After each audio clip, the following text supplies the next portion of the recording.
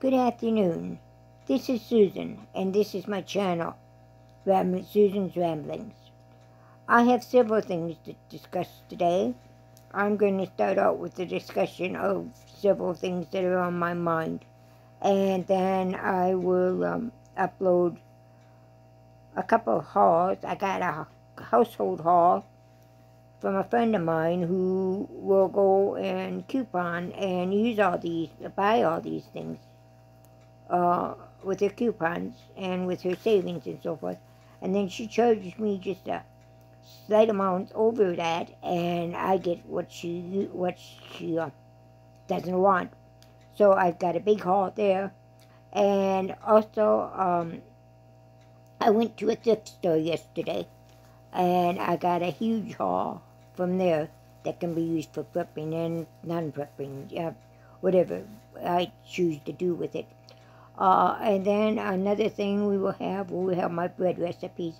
I feel a need to get out these recipes that I've used for years to all of you people. I feel we're going to need them, and they're tried and true recipes that I've used for years, so I know they work. There is one recipe that I came across when I was on some videos, and it's called an oats bread. And you grind up oatmeal to make your flour, which is nothing new. I knew that. I knew we could do that. But this recipe also says I can use cream of wheat or any cereal that I can grind down into a flour, or any excuse me, any grain I can grind down to a powder or to a flour. And so I have farina here. I think that's the way it's pronounced. It's kind of like a cream of wheat. I have that here, and I have that came in our last senior box. In fact, I have several packages because I haven't used them from the other senior boxes. And then I also have whole wheat bran flakes that came in our senior boxes, and I want to try that. So since it's cooler here, God willing, for a few days, it's only in the 70s here, I'm going to use my oven, and I'm going to bake up 3 different versions of that bread, and we'll see what happens. Another thing I'm going to do, another haul, that would make, 1, 2, 3, 4, 5 uploads in a day? Wow, okay. But like I said, I feel a need to get these out. Who knows what's going to happen next. And that is a haul that I got from our table that is in our center. There, everybody puts whatever they don't want on there, and anybody can take it. And I got a big haul from there again, a big sack, so of things I can use. So yeah, I got that many things to do today.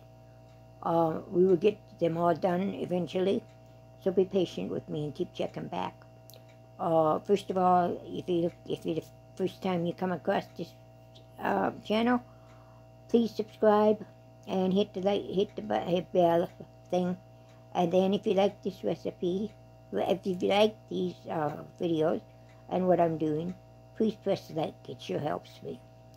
Okay, the first thing I'm going to talk about is something that I don't talk about very often, or even think about very often, except maybe with my families. No, not even with my families. It's just something that I have, and something I live through. I have rheumatoid arthritis to begin with, and that was diagnosed when I was in my 20s. So that's about 50 years ago. That deals with the pain in my joints, and the joints deteriorating, because in 50 years ago they didn't have the medicines that we have nowadays to stop that deterioration.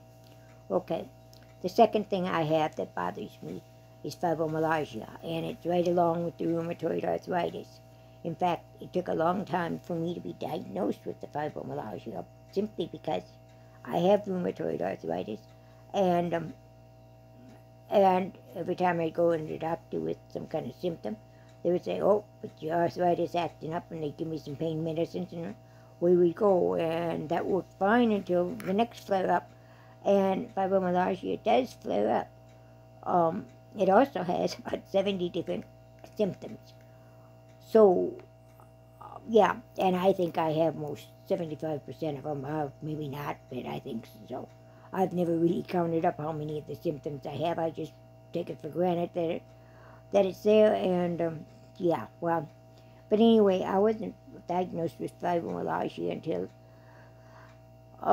30 years ago maybe now, and then my sister-in-law, who knew all the problems I had, brought up a magazine, and in that magazine it had a story about fibromyalgia, and it listed, I don't know, 15, I believe it is, or is it 18? I don't remember anymore. Tender points on your body that you can touch, and if it causes pain, you have fibromyalgia. So we did it, and it amazed me because I had pain in my elbows. I didn't know where it, I mean, come on, pains behind the back of my knees, kind of, I like, okay. In fact, I had pains in every of the symptoms of the pressure points, every one of them. So this was on a weekend, so I called and made an appointment for my doctor. And I took the article in for him. And he read it, and he excused himself for a few minutes, and I suppose he went out to the internet to check out some of these things. And he came back in, and he says, well, about the only thing I can do for you is give you antidepressant that'll help you sleep. Okay, well, that really didn't take care of my pain, but okay, that's the only treatment they had at that time, 30 years ago. And so he gave me the antidepressant, and forgot to note on the chart that it was for fibromyalgia. So every time I'd call for a refill, they would say, oh yeah, your depression is going again. And in the process, we completely lost track of the fibromyalgia that we were treating in the first place. It wasn't depression that we were treating, it was the fibromyalgia, but that got lost in the process. So, yeah, I took the antidepressant. It made me sleep. I mean, that was the best part of it all. It let me sleep. When I take it at night, I would sleep that night, and I was getting the rest I needed. Yes, I'm sure that helped with the fibromyalgia, but it still didn't take care of the other things. Then gradually I acquired all the other symptoms. One of the big symptoms I acquired was itching, and oh my gosh, was the itching bad. And I mean, I would itch and itch and itch and scratch and scratch and scratch until I was raw.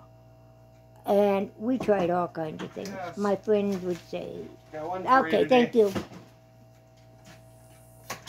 Oops, sorry for that solution. I don't know what it is, but UPS guy just came. Anyway, sorry for that interruption. But anyway, I would itch and I would itch and I would itch. And I'd scratch myself raw. And then I have more problems. Anyway, my friends and relatives and everything would find we were all on the search for something that would stop that itching. And never found it. Oh, you wouldn't believe how many many products I went through. So I finally called the doctor again, and we were due for an appointment, and I went in and I said, the itching, it's got to me. I've got to have something for this itching. I mean, this is ridiculous. So I got a medicine for the itching, but I was told I could only have it for a little while because it was a dangerous compound with my other medicine. Well, okay, what do we do then? But anyway, I had the pain medicine for the pain pills for my fibromyalgia. We ran into a problem with them too because they wanted the upper dosage. Well, they gave me the upper dosage, and guess what? I would be awake for a couple of hours, and I would sleep for 4 or 5 hours. Then I'd be awake for a couple more hours, sleep for 5 more hours. I mean, and I literally, my body shut down, and I needed that sleep. So that didn't work. So they gave me another pill, another medicine. It's a pill. Give me another pill, and okay, it was a smaller dosage, but I was supposed to take 3 of them a day. Okay, I took 3 a day, and yeah, I had the same problem. My body would shut down, and boom, I'd be done for. And so I cut back to 2 pills a day, all myself. I kept telling my doctor I was down to 2 pills a day, and she said, well, one time she says, okay, try it again. So okay, I did, and we went along for, I don't know, a month maybe, and I was so sick during that month. I mean, it was unreal. I could hardly even get out of bed. And I thought at first it was a flare, but my gosh, I was vomiting. I had nausea. I had sleep problems. I mean, I had everything. And one day I thought, I don't know, one day it finally dawned on me that, hey, I didn't have these problems when I was taking just 2 of these pills. But I do have them now. And they started when I started taking my 3rd pill. So I cut back on that 2nd pill, and guess what? Most of those symptoms went away. So the next time I went to see the doctor, I told her. I said, you know, I tried that, and yeah, it really made me sick. And so now I'm back to 2 pills a day. I'm sorry, that's all I can take. So she did finally change my prescription, so I can just, so we're both on the same page there. But anyway, I have sinus problems, and that really turns into a hassle at times when your sinuses are dripping all the time. Yeah, and that will lead to the vomiting. That was, yeah, anyway. Well, top it all off, I have those things. And I have, the main thing is the sinuses right now, and the sleepiness. No sleeping. Insomnia.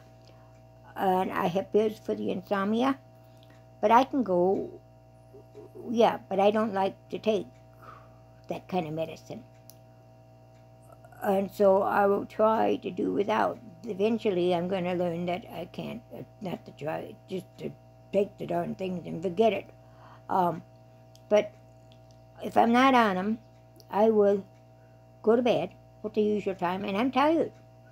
And I go to bed, and I might sleep 2 hours, 3 hours, and then I'm wide awake. And there's no sense, then I just toss and I turn, and I don't get any sleep. I just toss and I turn. So I've learned to get up. Well, then I get really, really tired again, and I was fine during the day. But I get really, really tired again, and I go back to bed, and then 2 or 3 hours of sleep again. And that goes on for days. In fact, there are days, 24 hours, where I don't sleep at all, because my body won't let me. So then I take the pills, and I sleep for 15, 18 hours. Yeah, that's not working. So we finally decided that I'm going to have to take those pills every night, period, if I want some rest at all. And yeah, and since I've been using them more regularly, I don't have the dopiness, I guess you call it, when I wake up. Okay, another thing I want to talk about is that we've been worried about is my daughter has severe diabetes, and she's on an insulin pump. And that's one of the reasons I worry about what may happen here, and reasons I prep. Her pump quit the other night. I mean, it just plain quit.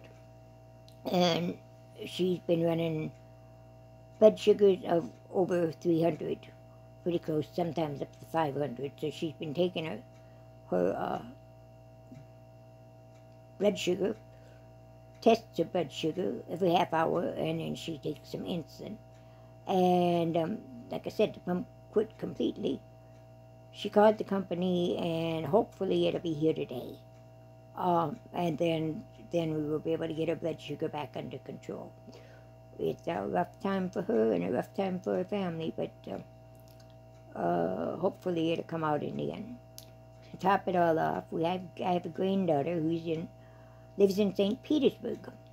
And you know what's been going on down in St. Petersburg and in Tampa the past few days? She evacuated when it started. At least we got to give her credit for that. She got out of the way, and she will fly back to Florida, to Tampa Bay tonight. So we've got that problem. Another thing I want to tell you before we leave is I have a Facebook account. And on my Facebook account, I have a page called Susan's Ramblings. Check it out. It defines me more than what you've been getting from these videos. And it also, lately, I've been on canning. I've been preparing. I've been canning and canning and canning. Pressure canning. And I make jellies. I have jellies to make yet. And the main recipes, the main thing going on in Susan's Ramblings right now are canning recipes. But read back and do again.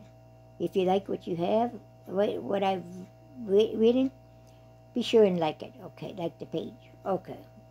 Another thing we need to do is, I know this is getting long, very long. I'm not covering half the things I want to. Flour. We're in a drought here in the Midwest, and that includes all of your grain-raising states, the states that raise the grains for our country and for many other countries. That means wheat and oats and so forth.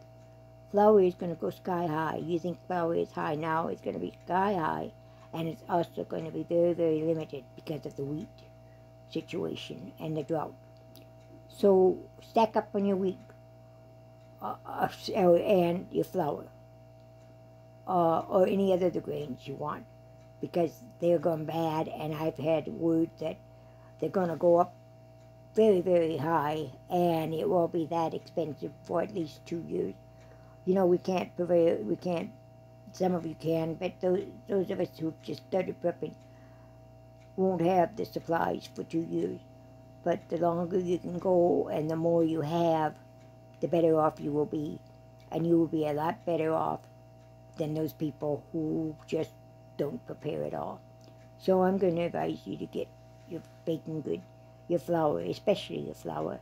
And when you bring your flour home, put it in the freezer for a couple of days to kill the bugs. And then put it in jars and vacuum seal it, or I have put it in vacuum seal bags and sealed it up. Anything to preserve it, but make sure you get your flour, get your yeast, get your baking goods, your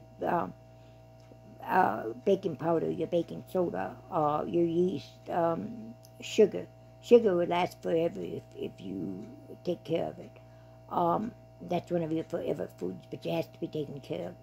Get all your baking supplies, because it's going to get rough, and it's going to get rough for not just 1 year, but a couple of years. And so we're looking at 2023, 2024, before this stuff kind of calms down. And by that time, yeah, the stuff won't be available at all, and you have everybody fighting over it. So make sure you are prepared for that. At least get some of it. Okay. Another thing I want to tell you is buy physical books. Yes, we have the internet where we can look up recipes and things all we want, but if that goes, and if we lose power, most people will lose their internet too, and you won't be able to do it. So make sure you print off and save whatever you have put on the internet that you want to do. Yeah, get your physical books. And I got a lot of physical books in my thrift store. haul, and I was just thrilled to death to get them. Another thing you do is when you prep, make sure you prep for your children or grandchildren, and I'm talking younger children and grandchildren here, and in my case, great-grandchildren. Make sure you get something that they can use. Hey, do if the internet isn't available for them, get games for them. I picked up several craft books or several books that would tell you how to do this and that, with just simple household things, and they'll be put aside until we need them. And if we don't need them, thank you. They will be given to them anyway, or given to their mothers, and they can do whatever they want with them. But I have them here, so we can do that. Also, comfort food. Get the comfort food for your family, such as puddings or jellos or chocolate. Yeah, chocolate. Chocolate's a big one, right? Or at least get the ingredients that you need to make them. I have in my preps candy products, ingredients to make candy. I have ingredients to make pudding. I have ingredients. I have the Jello packages. You don't see Jello being used very often now, but it is a cheap, easy recipe, easy thing to do, and they're not so cheap anymore, but they are comfort food. So have those things available. It's not just for yourself, but make sure you have comfort foods for your grandchildren. They might like a particular candy. They might like a particular food. So make sure you have all those things on hand. Learn a new skill. Learn to cook or improve your cooking. Learn to bake. Bake, bake, bake. I'm learning how to bake bread right now. And, you know, it takes practice to do it. I'm also learning how to make cheese. Or trying to learn how to make cheese. And that, again, will make practice. And you say, well, we won't have any milk. We do have milk if you have the instant milk. And I've prepped up on several of it. Of course, it's going to run out. That means I have to find a farmer friend who lives near me to supply my milk. And that is harder to do than anything, because there are very few independent farmers who milk dairy any longer. All right, those are just some of the things I wanted to talk about. I'm going to quit right now, and we will go on to my hauls. I'll be back in a little while. Have a great day. We'll see you later. Bye-bye, Susan.